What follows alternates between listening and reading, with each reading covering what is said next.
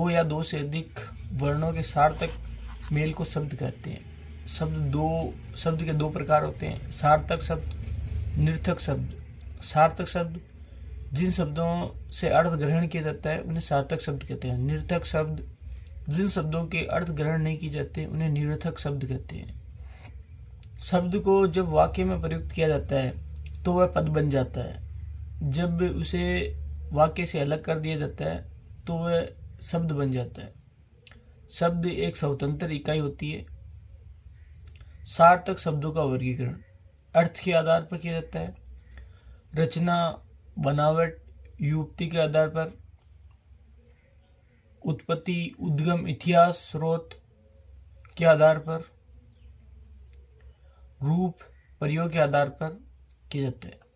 अर्थ के आधार पर सार्थक शब्दों का वर्गीकरण इकार्थी शब्द, अनेकार्थी शब्द, विलोम शब्द, पर्यायवाची शब्द, इनके अलावा शब्द युग्म, वाक्यांश के लिए एक शब्द आते हैं। रचना, व्युत्पत्ति, बनावट के आधार पर शब्दों का वर्गीकरण रूढ़ यौगिक शब्द, यौगिक शब्द, रूढ़ शब्द, यौगिक शब्द, योग रूढ़, उत्पत्ति, उद्गम, इतिहास, स्रोत के आधार पर शब्द, तत्सम शब्द, तद्भव शब्द, देशज, विदेशी, इसके अलावा संकर, अनुकरणात्मक शब्द होते हैं। रूप या प्रयोग के आधार पर विकारी, अविकारी दो प्रकार होते हैं।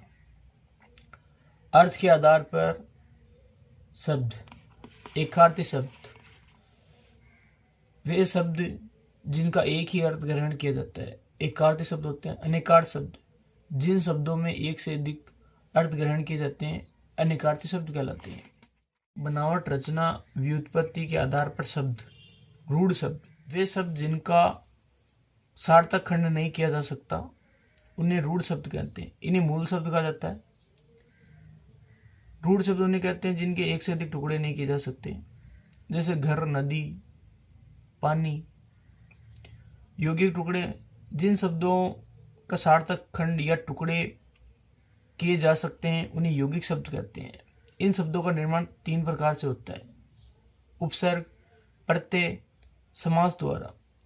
बहुव्रीहि समास को छोड़कर सभी समास में यौगिक शब्द होते हैं।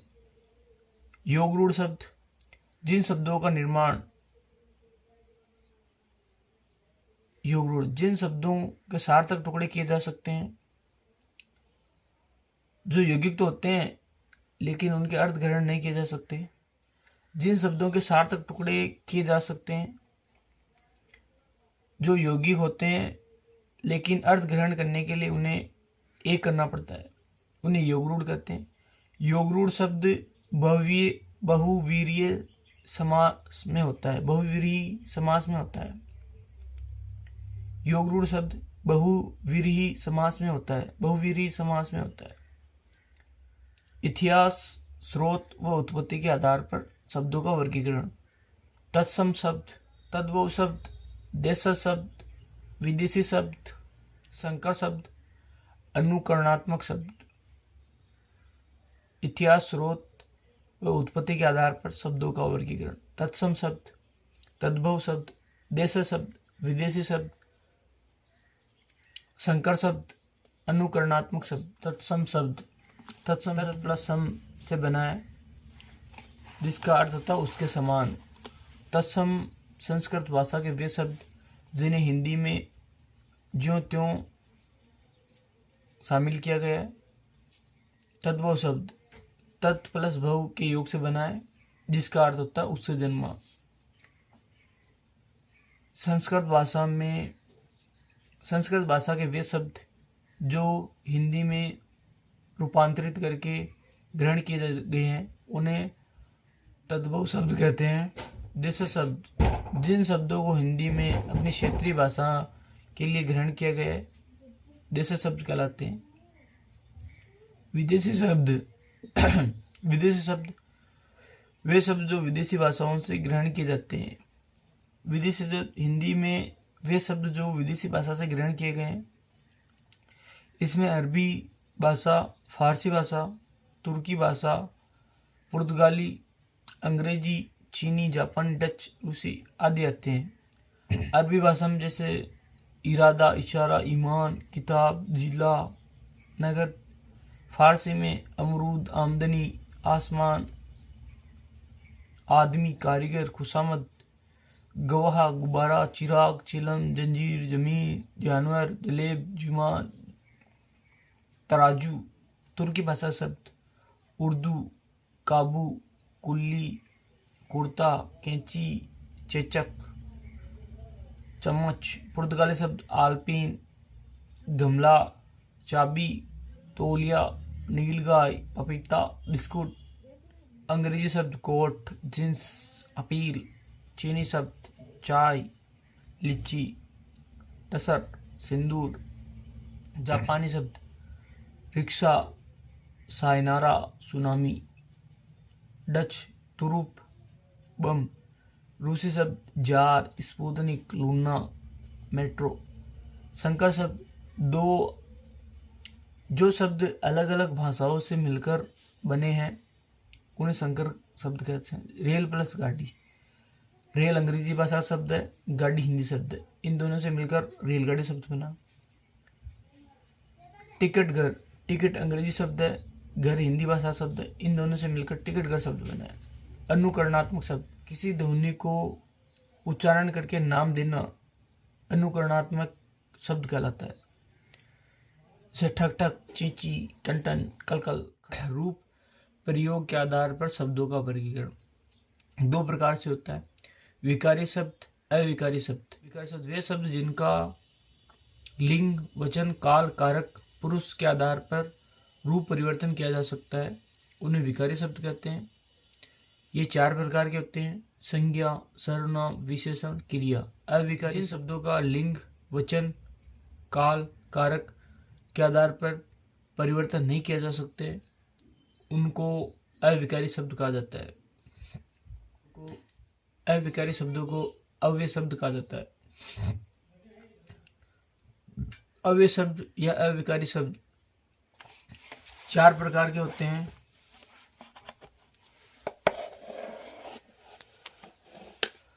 अव्यय शब्द या अविकारी शब्द चार प्रकार के होते हैं, क्रिया विशेषण, समुच्चय बोधक, विस्मय बोधक, संबंध बोधक, निपात अव्यय के अंतर्गत आते हैं। संज्ञा शब्द, संज्ञा दो शब्दों से मिलकर बना है, सम प्लस ज्ञा, जिसका अर्थ है सम्यक ज्ञान कराने वाली। संज्ञा का शाब्दिक अर्थ नाम होता है, अर्थात जो किसी व्यक्ति, वस्तु, स्थान, प्राणी आदि का नाम का बोध कराते हैं उन्हें संज्ञा कहते हैं। संज्ञा के तीन प्रकार होते हैं, व्यक्तिवाचक संज्ञा, जातिवाचक संज्ञा, भाववाचक संज्ञा, जिसे गुणवाचक संज्ञा भी कहते हैं। जातिवाचक संज्ञा को दो भागों में बांटा गया है, द्रव्यवाचक, पदार्थवाचक संज्ञा, समूहवाचक संज्ञा। व्यक्तिवाचक संज्ञा, जो शब्द किसी व्यक्ति, वस्तु, स्थान या प्राणी आदि का विशेष का बोध कराते हैं उन्हें व्यक्तिवाचक संज्ञा कहते हैं, जैसे गुलाब, रामायण, हिमालय, जयपुर। जातिवाचक संज्ञा, जिन शब्दों से हमें किसी व्यक्ति, वस्तु, स्थान आदि की जाति का बोध होता है उन्हें जातिवाचक संज्ञा कहते हैं, जैसे गाय, पुस्तक, लड़का, लड़की, पर्वत।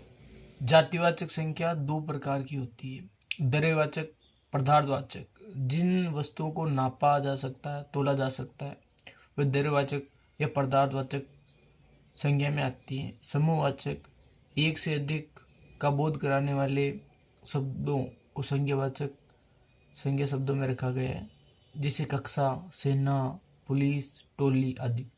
भाववाचक संज्ञा, जो शब्द किसी भाव, गुण, दोष, कार्य, अवस्था आदि का बोध कराते हैं उन्हें भाववाचक संज्ञा कहते हैं, जैसे ईमानदारी, प्रार्थना, ऊंचाई, प्यास, भूख, बुराई आदि। भाववाचक संज्ञा सदैव एक वचन होती है, जब उनको बहुवचन में बनाया जाता है तो वह जातिवाचक बन जाती है। भाववाचक संज्ञा का निर्माण, भाववाचक संज्ञा शब्द में प्रत्यय लगाकर बनाए जाते हैं, ये 5 प्रकार से बनाई जाती है। जातिवाचक संज्ञा के द्वारा, सर्वनाम शब्दों द्वारा, विशेषण शब्दों द्वारा, क्रिया के द्वारा, अव्यय